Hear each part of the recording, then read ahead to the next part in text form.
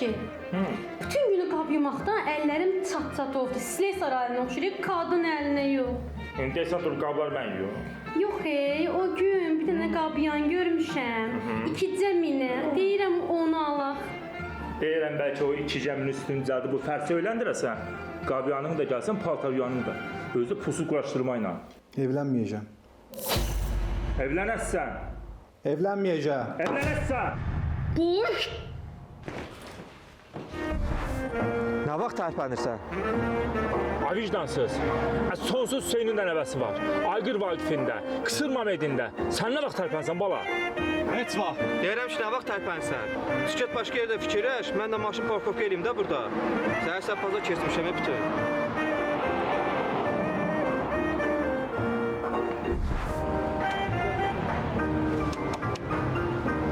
Ay qardaş, sən çox gözləyəcək biz. Çox gözləyəcəyik səni. İmkan ver bizlərə gedək da. Lazeri gef gəlməkdən də bitər olduq. Deyir qız qaldıqca qızla dönər, biz kaktusa dönmüşük. Sizə rəgət mən qoymadım. Ay qardaş, mən 2 dəfə ərdə olmuşam. Bu da 4 dəfə. Mən gəldim. Gəl çıxdana və yaxud səni gözləyir. Lex seninlə bir geniş məsələ var ya. Telefon. Üçüncüsü. Nə oynuyoruz? Elə indi. Dur lan ya. Vay oğlum evlənir.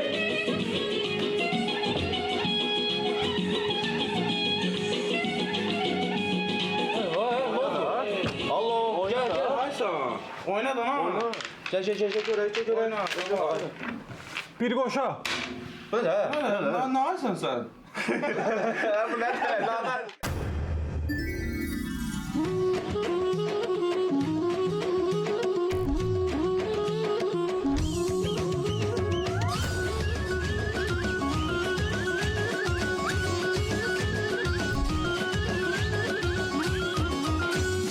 Bilmirəm dərdimi kimə söyləyim.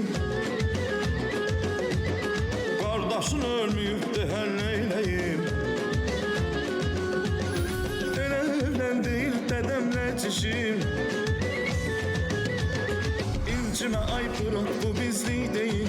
İncimə ay bırak bu bizlik deyil. İncimə ay bırak bu bizlik deyil.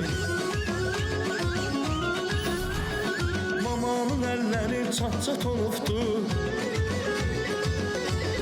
Dədəm nəvə deyib gültək solubdu. Qızlar mənə görə evdə qalıbdı.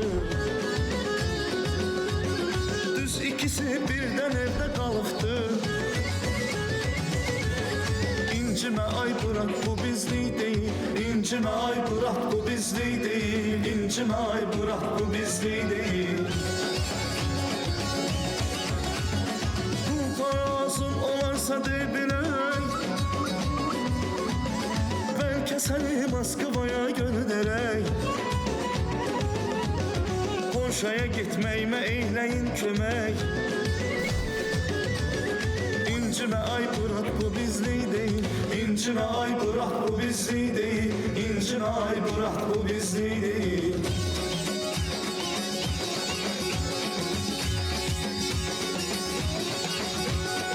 Əmənətsizlikdir. Bu. Olar. Şey, Stipendiya köşmüyor.